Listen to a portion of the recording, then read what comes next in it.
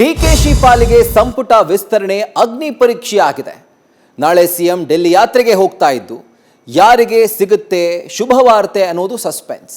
ಮಹಿಳಾ ಮೀಸಲು ನ್ಯಾಷನಲ್ ಲೆವೆಲ್ನಲ್ಲಿ ಸದ್ದಾಗ್ತಾ ಇದ್ದು ಅಕಾಮಡೇಷನ್ ದೊಡ್ಡ ತಲೆನೋವಾಗಿದೆ. ಮಹದೇವಪ್ಪಗಾಗಿ ಮನವೊಲಿಕೆ ಶುರುವಾಗಿದೆ.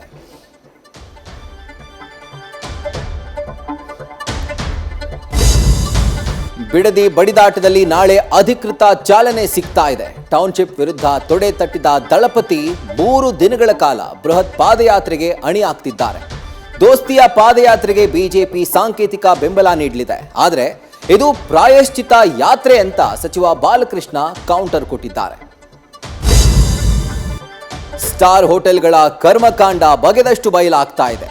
2ನೇ ದಿನವೂ ದಾಳಿಯಾಗಿದ್ದು ಅಡುಗೆ ತಯಾರಿಸುವ ಜಾಗ, ಆಹಾರ ಸಂಗ್ರಹಣಾ ಪ್ರದೇಶದಲ್ಲಿ ಗಲೀಜಿನ ದರ್ಶನ ಆಗ್ತಾ ಇದೆ.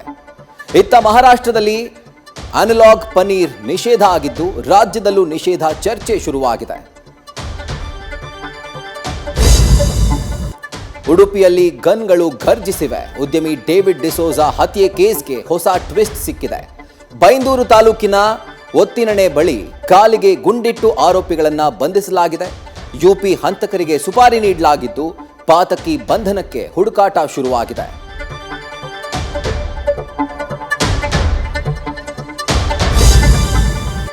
ಐ ಆಮ್ ಕಮಿಂಗ್ ಇದು ರಾಯನ ಪವರ್ಫುಲ್ ಪಂಚ್. ಕತ್ತಲ ಬೆಳಕಲ್ಲಿ ಅಬ್ಬರಿಸುವ ಡೈಲಾಗ್ಗಳಿಂದ ಎಂಟ್ರಿ ಕೊಟ್ಟ ಯಶ್ ವಿಭಿನ್ನ ಶೇಡ್ನಲ್ಲಿ ಮಿಂಚಿದ್ದಾರೆ. ಇವತ್ತು ಟಾಕ್ಸಿಕ್ ಸಿನಿಮಾದ ಅದ್ಧೂರಿ ಟ್ರೇಲರ್ ರಿಲೀಸ್ ಆಗಿದೆ. ರಾಕಿಂಗ್ ಅಬ್ಬರಕ್ಕೆ ಟಾಕ್ಸಿಕ್ ಬೆಡಗೇರು ಸಾಕ್ಷಿಯಾದ್ರು.